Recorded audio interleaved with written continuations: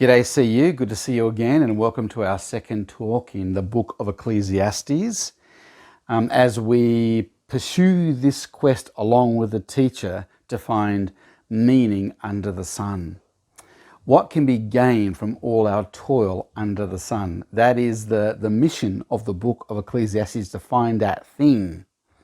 Is life just like a big ball of fairy floss, something big and pink and fluffy and it looks amazing, and then you bite into it and it's just full of air and it's got zero nutritional value? Is life like that?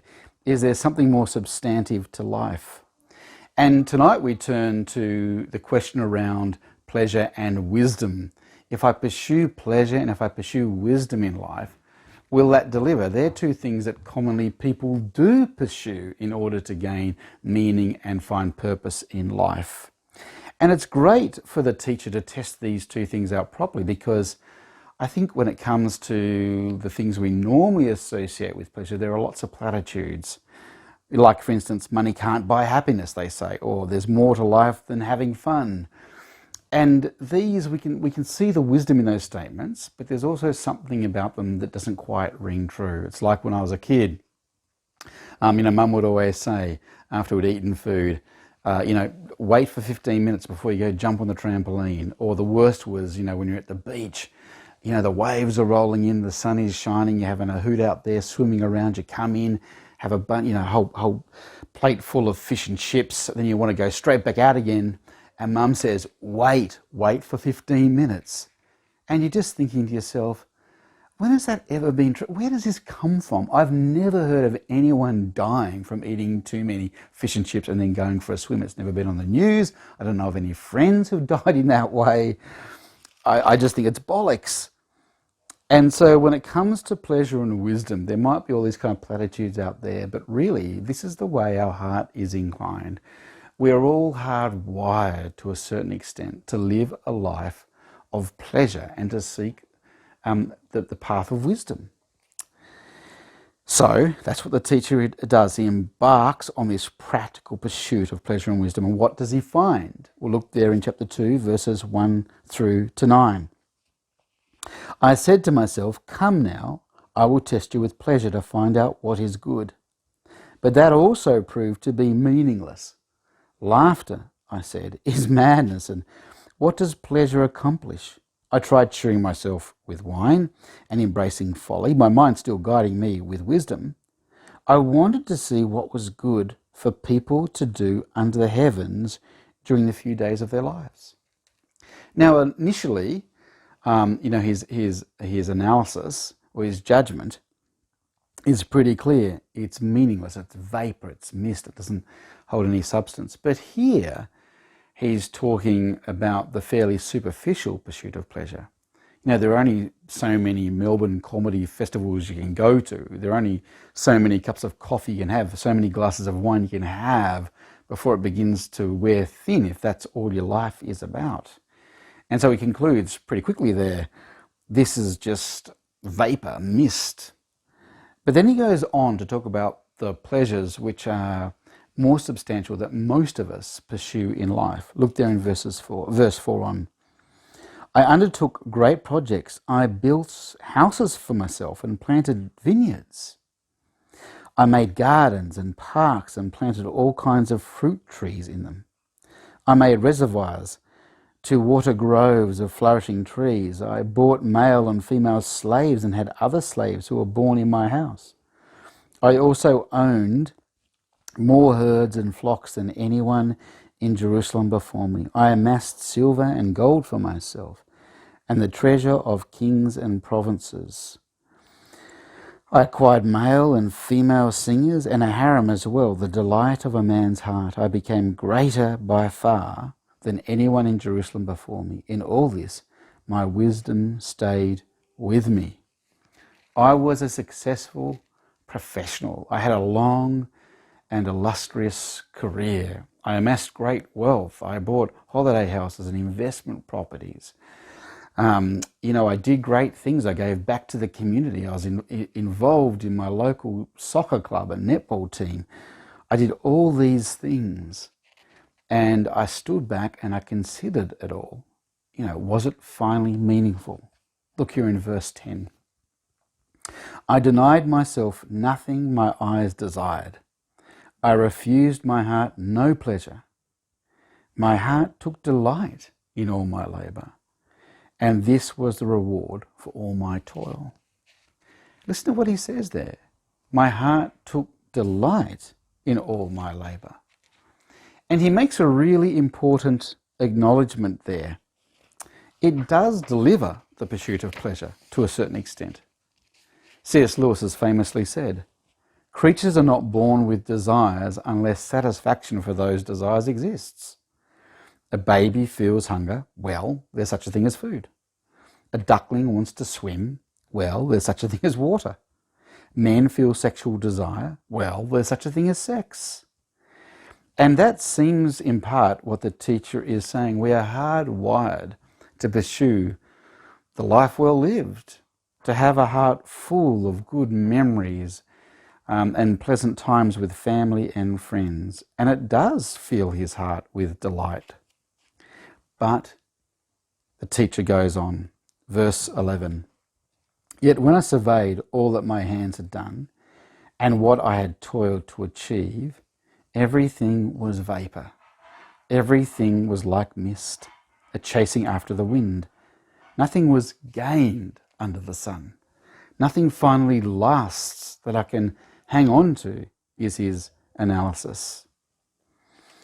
Yes, he is saying, pursuing pleasure does deliver, but not in an ultimate sense. And it's really important to hear that. We often hear that saying, don't we? It's the journey that matters, not the destination. It's the journey that matters, not the destination. But that's only true if the destination is at worst neither here nor there. It's only true if the destination is neither here nor there. What if the destination is bad or destructive? If I'm paddling down on a raft, a beautiful gorge, the water is crystal clear, the tall trees stand up on the embankments, and I can hear nature, the sounds of nature all around me. The sun is shining, I'm with friends, it's just delightful in every respect. There's nothing on my mind, I'm just enjoying the moment. But just around the corner, there's a raging waterfall that I can't yet see or hear. And if I go over it, surely we'll all die. Well, is it true that it's not the destination matter, it's the journey that matters? Absolutely not. That would be terrifying and terrible if that's where the journey takes me. And that's what the teacher is observing. The pursuit of pleasure is good, but not ultimately, because we return to dust. All the things that I've achieved, that I've accomplished, they're only as good as the moment in which I'm achieving them. But at the end of the day, when I sit back and look at everything that I've done and achieved, it all just gets vaporized. It all vanishes. It all slips through my fingers like sand. Howard Hughes was a well-known, famous billionaire of the last century, and he had it all. He was an aviator, he was an entrepreneur, he was a philanthropist, he gave back to the community, he was very good looking, he had a string of high-profile romances. He had pretty much everything that his heart desired. But it's well known that he died as an anxious and reclusive man. Now, there's a lot going on there, but here is a person who could actually test out whether having everything your heart desired actually delivered. And in his own lived experience, it didn't. Very few of us get to be so successful that we get the luxury of asking that question, now what? Very few of us have that kind of luxury that Elon Musk or Richard Branson might have. They've got so much, they've achieved so much in their life. They've pretty much have the capacity to do absolutely anything they want to do. And they also therefore have the luxury of just asking that question, so what? And the teacher is one of the few people who also gets to do that. And he asks the question and he says, there's nothing to see here. It doesn't actually finally deliver. Then he goes on to talk about wisdom in verses 12 to 15. Look what he says. Then I turned my thoughts to consider wisdom and also madness and folly. What more can the king's successor do than what has already been done? I saw that wisdom is better than folly, just as light is better than darkness. So again here, notice the teacher is concluding kind of the same thing as with the pursuit of pleasure. It's better to pursue pleasure and to have it somewhat delivered than to be miserable and to be lazy, for sure. And here he's making a very strong statement as well about wisdom. He says that wisdom is better than foolishness, like light is better than darkness. That's a huge contrast. There's an intrinsic value in being wise over being foolish. But again, he says, when he stands back though, ultimately there's no net gain from being wise over being foolish. Verses 14 to 16. The wise have eyes in their heads, while the fool walks in the darkness. But I came to realize that the same fate overtakes them both. Verse 16, for the wise, like the fool, will not be long remembered. The days have already come when both have been forgotten. Like the fool, the wise too must die. There's no net gain under the sun from being wise. So what does the teacher conclude about wisdom and pleasure? We'll look there in verses 24 and 26. Here's his final analysis. A person can do nothing better than to eat and drink and find satisfaction in their own toil.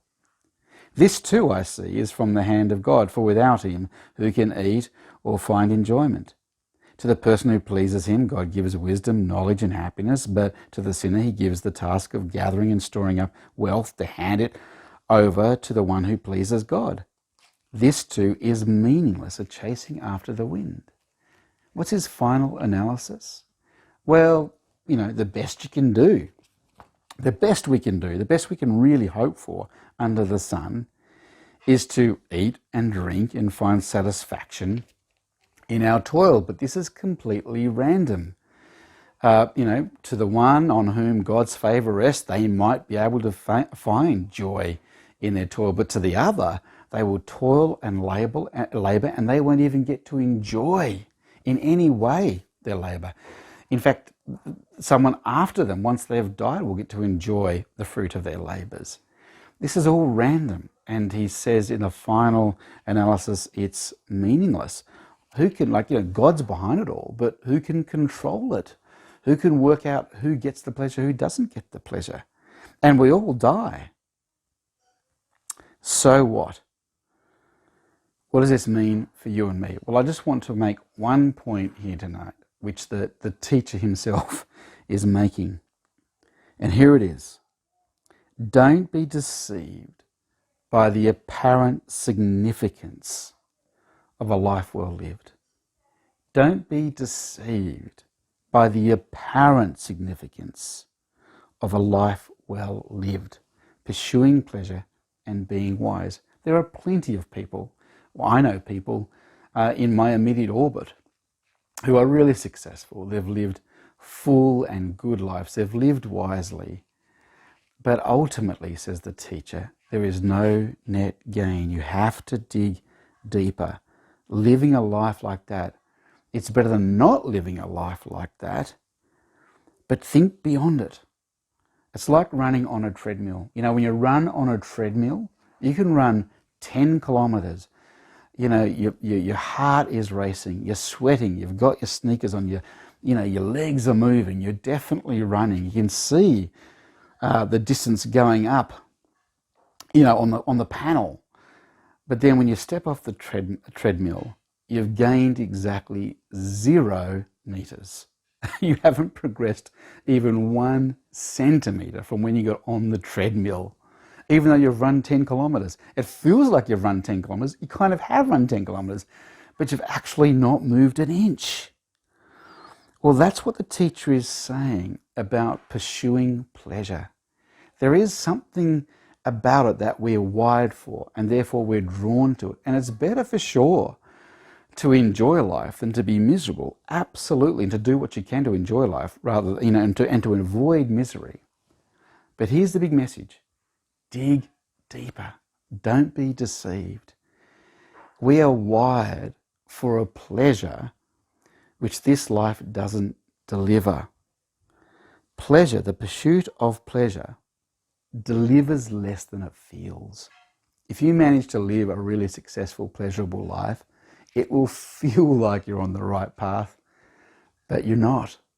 Ultimately, it's vapor, it's mist.